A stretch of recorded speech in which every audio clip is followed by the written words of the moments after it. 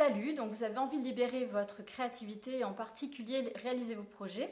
Je vous livre quelques pistes dans cette vidéo. Alors imaginons que j'ai une foule de projets dans la tête, comment les faire exister? L'être humain a besoin de créer. On peut créer toutes sortes de choses, un jardin, une œuvre, un enfant, une maison, un concept, ou bien encore se créer à chaque instant comme une œuvre d'art. Pourquoi certains restent bloqués dans leurs projets? Pourtant, ils ont des projets abondants et ils n'arrivent pas à les incarner. Eh bien, soit l'auteur du projet, par exemple, n'arrive pas à le concrétiser, il reste à l'état de pensée, ou alors il avorte, ou bien encore, il arrive à terme, mais il finit dans un placard faute d'avoir été nourri. Certains encore gardent leur création pour eux, ne pouvant les offrir au monde.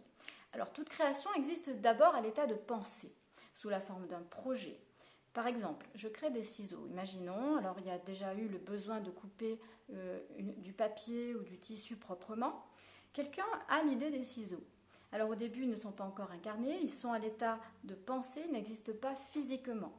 Ils sont dans l'esprit de la personne, prêts à être matérialisés. Puis vient le temps de les fabriquer dans la matière, et là, ils peuvent vivre leur vie de ciseaux. Alors pour les enfants, c'est la même chose. On a le projet d'un enfant, et puis on le matérialise en passant à l'action, par la rencontre intime d'une femme et d'un homme. Certains diront qu'ils n'ont pas fait de projet quand c'est un accident. Pourtant, si on creuse dans l'inconscient, on se rend compte qu'il y a toujours un projet inconscient.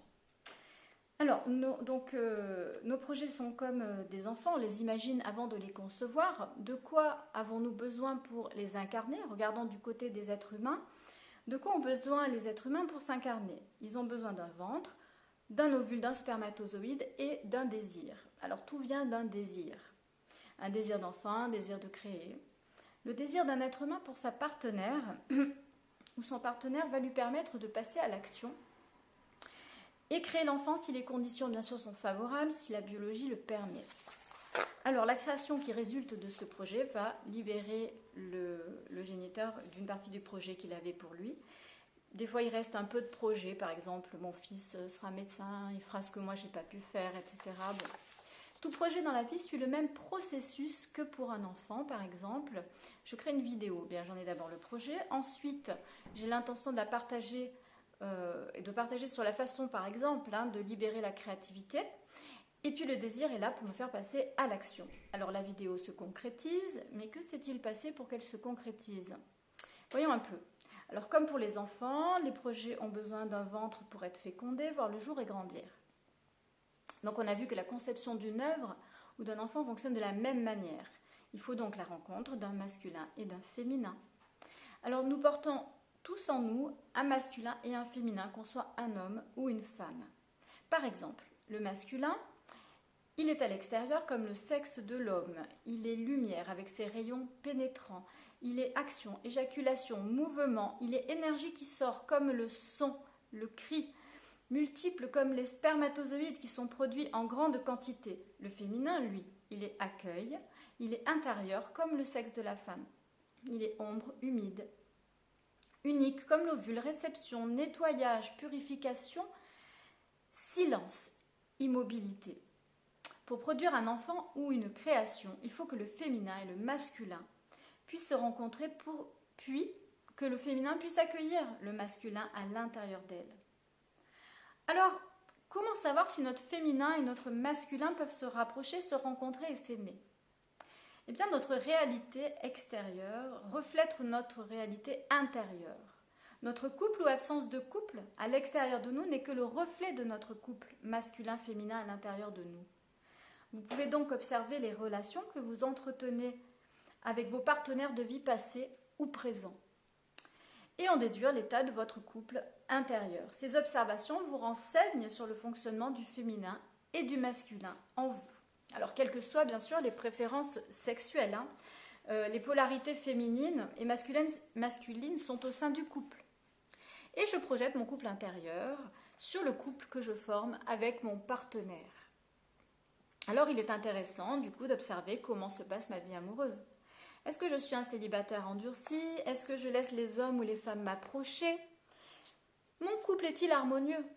Parfois, par exemple, il y a des féminins qui sont délaissés par des masculins qui s'occupent de toute autre chose. Et bien là, dans ce cas-là, le masculin doit être ramené forcément pour pouvoir féconder l'ovule et créer l'œuf qui portera le projet. Alors un projet, c'est comme une âme qui cherche à s'incarner. Il lui faut un couple qui lui fabrique un corps pour s'incarner. Si nos projets capotent, et c'est clair qu'avec une capote, c'est difficile de créer, eh bien, si nos projets capotent, il peut être intéressant d'harmoniser le couple en soi pour permettre à nos projets de prendre corps. Votre couple intérieur permet-il cela?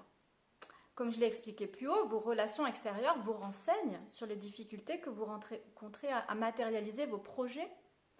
Est-ce que je laisse le masculin s'approcher si je suis une femme? Puis-je accueillir l'homme? Puis-je aller vers la femme si je suis un homme? Qu'en est-il de mon désir? Rappelons-nous que c'est lui qui nous pousse à passer à l'action.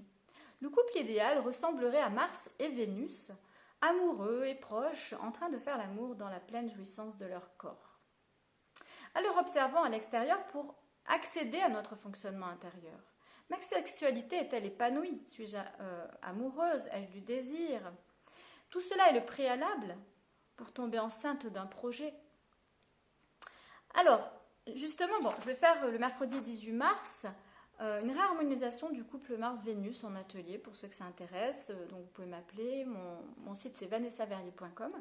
Et puis, je vais développer la suite de la créative dans d'autres vidéos, bien sûr.